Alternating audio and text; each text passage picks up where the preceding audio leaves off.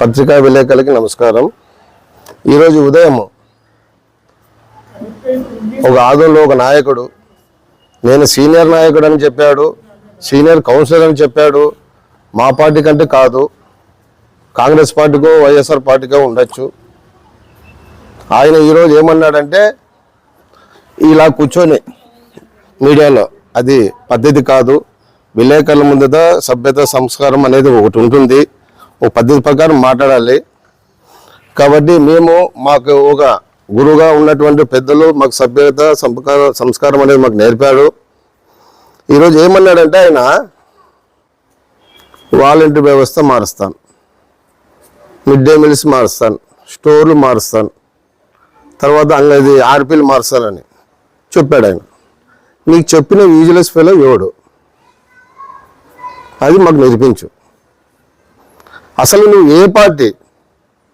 మా పార్టీ అని చెప్పావు, కానీ నువ్వు ఏ పార్టీలో ఉన్నావు? తెలుగుదేశం పార్టీలో సభ్యతం అనేది నీది ఉందా?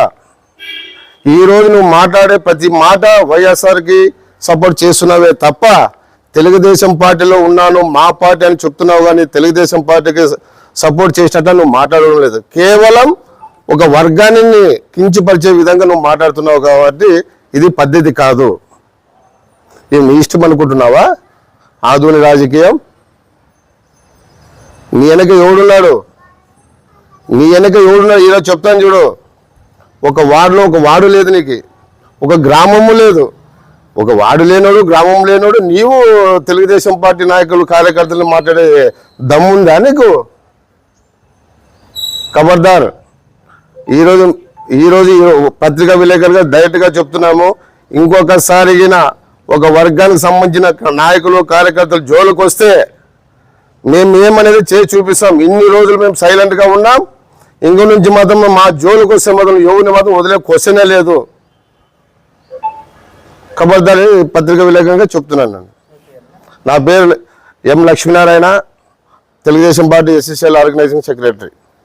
లీడర్లు పిలిపించి అందరినీ మనకు సంబంధించిన ఏవైతే పనులు ఉన్నాయో మీరు తెలపండి నాకు. వాటిని అన్నీ కూడా 1 by 1 ఒకదాని తర్వాత ఒకటి అందరినీ సెట్ చేసుకుంటూ వచ్చి రికార్డ్ చేస్తాడన్న. రికార్డ్ చేసిన తర్వాత ఉమ్మడి అభ్యర్థికి గెలుపొందినటువంటి పార్థసారథి గారిని, ఆయనతో పాటు జనసేన అధ్యక్షులైనటువంటి మల్లప్పన్న గారిని ముగ్గురు కూర్చొని వాళ్ళు ముగ్గురు ఫైనల్ చేస్తారు లిస్ట్ అవుట్ చేసి. అప్పుడు ఎవరికి ఏం చేయాలనేది వాళ్ళు నిర్ణయిస్తారు. వీళ్ళు ఏదో మాకు ఉంది కదా అని చెప్పి మాట్లాడతాడు. ఆయన ఏమంటాడు, పార్టీలు మారుతారు, ఎక్కడి నుంచో వచ్చి ఇప్పుడు పార్టీలోకి వచ్చి చేరుతారు అని చెప్తారు. కానీ పార్టీలో అంటే రాజకీయం అన్న తర్వాత ప్రతి ఒక్కళ్ళు వస్తారు. పొరపాట్లు జరిగింటే అవతల పార్టీలో, ఇప్పుడు పార్టీలో జరిగిన తర్వాత వాళ్ళు వద్దు అనడానికి కాదు, వస్తారు, అడుగుతారు. ఎవరో మా దాంట్లో ముఖ్యస్తులు ఉంటారు, బంధువర్గం ఉంటుంది. ఏదో ఒక రకంగా పార్టీ అధికార పార్టీలకు రావడానికి ఎవరు కూడా వద్దనరు. ఎందుకంటే పార్టీ బలం కావాలి. మళ్ళీ నెక్స్ట్ ఇంకా 5 ఏళ్ళ తర్వాత వాళ్ళతో శత్రుత్వాన్ని పెంచుకుంటావా? కాదు కదా. రాజకీయం అంటే అందరూ కూడా సమానమని ఇక్కడ మా ఆదినాయకుడే చెప్పాడు. ఏమని? ఏ పార్టీ నుంచే వచ్చినా కూడా అందరినీ మనం గౌరవించుకొని మన పార్టీలో తీసుకోవాలా. పార్టీలో తీసుకున్న తర్వాత ఎవరు స్థానం వాళ్ళకి ఉంటుంది. కానీ ముందుగా ముఖ్యస్తులు పాత వాళ్ళు ఉంటారు కదా, వాళ్ళకి ఏం చేయాలా, ఎలా చేయాలనేది పార్టీ నిర్ణయిస్తుంది. ముగ్గురు కూడా కూర్చొని మాట్లాడి సవ్యంగా వాళ్ళకి న్యాయం జరుగుతుంది. అట్లనే ఇంకా ఆయన చెప్పారు, ఆఫీసర్లను బెదిరిస్తారు. ఏ ఆఫీసర్ని బెదిరించేంత ఇన్ని సంవత్సరాలు పెద్ద ఆయన మీనాక్షి నారాయణ గారు ఉండే క్యాడర్ ఏ ఒక్క ఆఫీసర్ని ఇప్పటిదాకా ఎక్కడైనా ఒక చిన్న మాట అన్నారు? ఎంత గౌరవం ఉంటుంది. ఆయన క్యాడర్ కానీ ఆయన మనుషులు కానీ ఏ ఆఫీస్కి పోయినా ఫస్ట్ ఆఫ్ ఆల్ ఆఫీసర్లు గౌరవం ఇస్తారు. మేమెందుకంటే మా ఆఫీసర్లు బెదిరిస్తామని? వాళ్ళు పోతే ఉద్యోగస్తులు పోతారు, వీళ్ళు పోతారు, వాళ్ళు పోతారు, ఏమీ జరగదు. అట్లా అన్న ఏం చేయాలనుకుంటే అదే చేస్తాడు. ఎవరికి న్యాయం చేయాలనుకుంటే అదే చేస్తారు. ప్రతి ఒక్కరికి ఈరోజు న్యాయం జరిగింది కాబట్టి చిన్న కార్యకర్త నుంచి పెద్ద నాయకుడు వరకు మీనాక్షి నాయుడు సార్ వెంటే ఉన్నారు. అది తెలుసుకోవాలా. ఇప్పుడు నువ్వు కూడా పార్టీ మారి వచ్చిన క్యాండిడేటే. నిన్ను ఎప్పుడు ఏమన్నా ఒక్క మాట అన్నామా? పల్లంత మాట. ఇంతమంది 30 ఏళ్ళలో అధికారంలో ఉన్నప్పుడు కానీ, మేము ప్రతిపక్షంలో ఉన్నప్పుడు కానీ, నీకంటే సీనియర్ పార్టీలో ఉన్నా కూడా పెద్దవారు నిన్ను ఎప్పుడన్నా మేమేమన్నా చిన్న మాట కూడా అన్నామా? అనలేదే.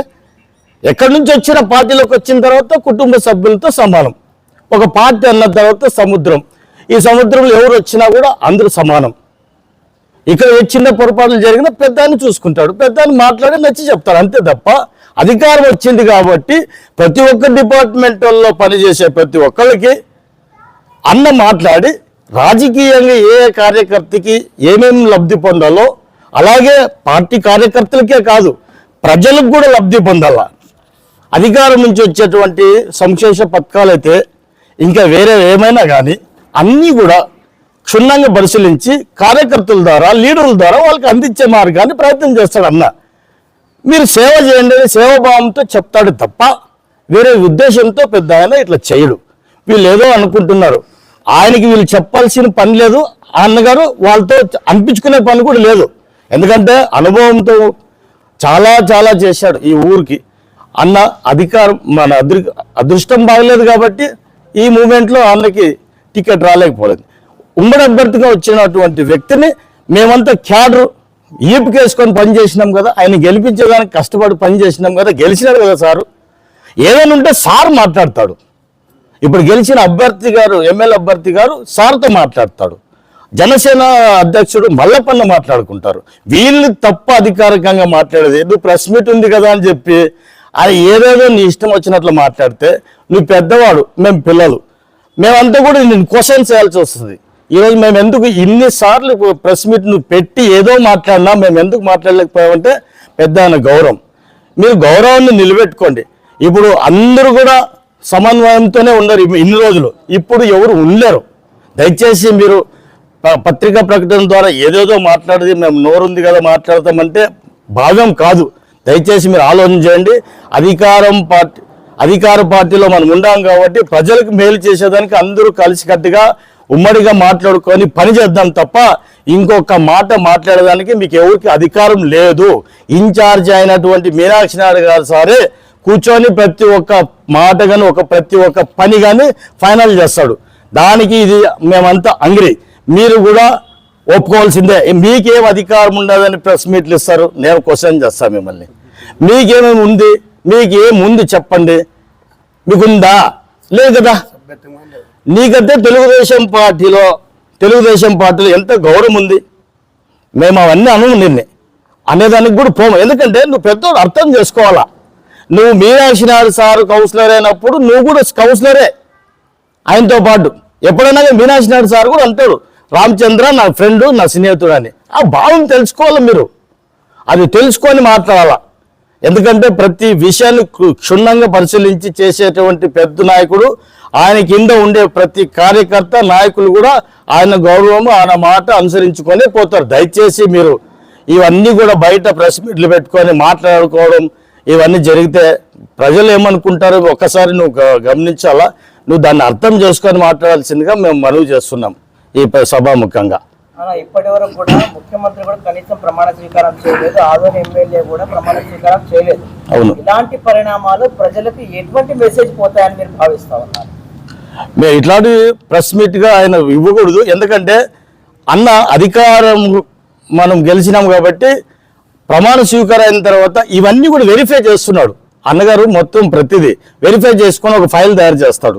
ఫైల్ తయారు చేసిన తర్వాత ప్రమాణ స్వీకారం అయిన తర్వాత ఎమ్మెల్యే సారు పార్థ సార్ గారు, అలాగే జనసేన అధ్యక్షులు మల్లపన్న గారు, అలాగే పెద్ద ఆయన మీనాక్షి నాయుడు సార్ ముగ్గురు కూర్చొని వాళ్ళు దీన్ని అంతా కూడా ఏం జరిగింది, ఎందుకంటే ఈయన అనుభవంతో చేస్తున్నటువంటి పని ఇవన్నీ కూడా క్లుప్తంగా చేసి అన్ని రకాలుగా అన్ని వర్గాల వారికి తెలుగుదేశం పార్టీలో ఉండే క్యాడర్కి, బీజేపీలో ఉండే క్యాడర్కి, జనసేనలో ఉండే క్యాడర్కి అందరూ కూడా సమన్వయం చేయాలి. కాబట్టి వీళ్ళు సమన్వయం చేసిన తర్వాత ఏం జరుగుతుంది అనేది ఆలోచించాలి. కానీ అన్ని ఆలోచించకముందే మీ ఇష్టం వచ్చినట్లు మాట్లాడితే మేము కూడా ఎంత సహనంతో ఉండాలా అర్థం చేసుకోవాలా. సహనాన్ని మళ్ళీ పరీక్షించకూడదు ఇంతగా. అయితే గత ప్రభుత్వం వల్ల ఎంతో విసిగిపోయి ప్రజలైతే 164 సీట్లు ఉమ్మడి ప్రభుత్వానికి అయితే ఇప్పుడు ఇచ్చారు. అవును. మళ్ళీ అఖండ మెజారిటీ ద్వారా ప్రజలకు మేలు చేకూర్చే విధంగా ఆలోచన ఉండాలా, లేదంటే ఇటువంటి అంటే లోటుపాట్ల పైన ఒకరిపైన ఒకరు విమర్శలు ఎంతవరకు సమంజసం అంటారు? ఇప్పుడు ముఖ్యంగా మేము ప్రత్యేక ధన్యవాదాలు తెలియజేసుకుంటున్నాం ఆదోని పట్టణ ప్రజలకి, నియోజకవర్గ ప్రజలకి, నాయకులకి, ముఖ్యస్తులకి, పెద్దలకి అందరికీ కూడా. ఇక్కడ ఎంతో నమ్మకంతో అధికారాన్ని కట్టిపెట్టారు కాబట్టి ఫస్ట్ ఆఫ్ ఆల్ ప్రజల కోసం మేలు చేయాలి. మేలు చేసేదానికి 3 నాయకులు ఉన్నారు. వాళ్ళు ఎంత చేయాలో అంత చేస్తారు, ప్రజల కోసం. ప్రజలు ఫస్ట్ ఆఫ్ ఆల్, తర్వాత నాయకులు, కార్యకర్తలు. ఖచ్చితంగా అధికార పార్టీలో ఉన్నటువంటి మనం ఎమ్మెల్యే గారితో చర్చించిన తర్వాత, జనసేన అధ్యక్షుడు మల్లప్పనతో చర్చించిన తర్వాత మీనాక్షి నాయుడు సార్ ఏం నిర్ణయం తీసుకుంటాడో వాళ్ళిద్దరికి బాగా తెలుసు. వీళ్ళు మిగతా వాళ్ళకి వాళ్ళు ఏదో ఉంది కదా అని మాట్లాడతారు, కానీ అది భావం కాదు. మీరు కూడా రండి, మీరు వచ్చి పెద్ద కూర్చొని మాట్లాడి చర్చించండి. మీరు తెలుగుదేశం లీడర్లే కదా, అన్నే వద్దంటాడా? మీరు వచ్చి పెద్ద ఇన్ఛార్జ్ ఎవరు? మీనాక్షి నాయుడు సార్ కదా, ఆయనతో వచ్చి కూర్చొని మాట్లాడవచ్చు కదా, చర్చించవచ్చు కదా. అన్న ఇది ఇట్లా పొరపాట్లు ఏమన్నా ఉంటే సర్దు చేసుకుందామన్నా అని చెప్పొచ్చు కదా. మరి ఎందుకు ప్రకటన చేస్తారు? ఏం జరిగిందని ప్రకటన చేస్తారు మీరు? ఇప్పుడు వాళ్ళు కూడా ప్రెస్ మీట్ లో ప్రజలకు ఏమైనా సమస్యలు ఉంటే మా దగ్గర రండి అని వాళ్ళు పిలుస్తున్నారు అన్నమాట. అంటే ఎక్కడ పోవాలా, ప్రజలు అప్రమత్తంగా ఉన్నారు, ఇక్కడ పోవాలా అంటే ప్రజలు చాలా తెలివైన వాళ్ళు. ఈ రోజుల్లో ఆదోని పట్టణంలోన చాలా తెలివైన వాళ్ళు. రోజు పేపరు, ప్రెస్ మీట్, తర్వాత టీవీలు చూస్తూనే ఉన్నారు. ఆదోని పట్టణంలో ఎవరు తెలుగుదేశం పార్టీ ఇన్ఛార్జి, తెలుగుదేశం పార్టీలో కార్యకర్తలు, లీడర్లు, వార్డు వైజ్గా, గ్రామాల వైజ్గా ఎవరు సర్పంచులు, ఎవరు మాజీ సర్పంచులు, ఎవరు ప్రజెంట్ కౌన్సిలర్లు, మాజీ కౌన్సిలర్లు, ఎంపీటీసీ, ఇవన్నీ తెలుసు. ఎక్కడ పోతే పని జరుగుతుందని ప్రజలకి క్షుణ్ణంగా తెలుసు. వాళ్ళ దగ్గరికి వాళ్ళకి సంబంధించిన వాళ్ళు కూడా పోవచ్చు, తప్పులేదు. కానీ ఎక్కువ క్యాడర్ ఉండేది ఎవరిది? నాయకులు ఎక్కడ ఉంటారు? ఇవన్నీ కూడా ఆలోచిస్తారు కదా ప్రజలు. ఇక్కడికే వస్తారు. వాళ్ళకి అది మిగులు పడలేక ఈ ప్రెస్ మీట్ ద్వారా ఏదైతే చెప్తుంటారు అన్నమాట. అట్లా అది కాదు. మీరు రాండి, మీరు వచ్చి కూడా అన్నతో మాట్లాడుకొని సరి చేసుకోండి. ఎవరైనా ఇక్కడ ఉండే వాళ్ళు లీడర్లు మీరు వచ్చి కూర్చుంటే ఏమన్నా మాట్లాడతారా? మిమ్మల్ని ఏమన్నా ఎందుకు వచ్చిరాని అని అడుగుతారా? లేదా మీనాక్షి నాయుడు సార్తకి ఎవరన్నా కానీ, మంచోడు రాని, చెడ్డోడు రాని, ఇంకొకటి రాని, పేరున్నోడు రాని, పేరు లేకున్నోడు రాని, అందరూ సమానం అంటాడు ఆయన. అందరూ నా కుటుంబ సభ్యులు అంటాడు ఆయన. ఆయన ఫస్ట్ ఆఫ్ ఆల్ వాళ్ళకే మేలు చేస్తాడు, కానీ ఇంకా ఎవరికి కీడు చేసింది లేదు. సార్, నా పేరు జయరాం. నేను Telugu Desam party SSL organize secretary state. RT dental clinic గత 25 సంవత్సరాల నుండి దంత వైద్య రంగంలో అపార అనుభవం గడించిన డాక్టర్ ఏ రాజ్ కుమార్ రెడ్డి గారు పీడీఎస్ డెంటల్ సర్జన్ గారి ఆధ్వర్యంలో ఆర్కే దంత వైద్యశాల నందు అత్యాధునిక పరికరాలతో అత్యుత్తమమైన వైద్య సేవలు అందించబడుచున్నవి. మా ప్రత్యేకతలు: ఎత్తు వంకర పళ్ళు సరిచేయుట, root canal treatment, dental implant, laser treatment, clips, composite చికిత్సలు, చిగుళ్లకు సంబంధించిన మరియు విరిగిన దవడ ఎముకలకు శస్త్రచికిత్సలు చేయబడును.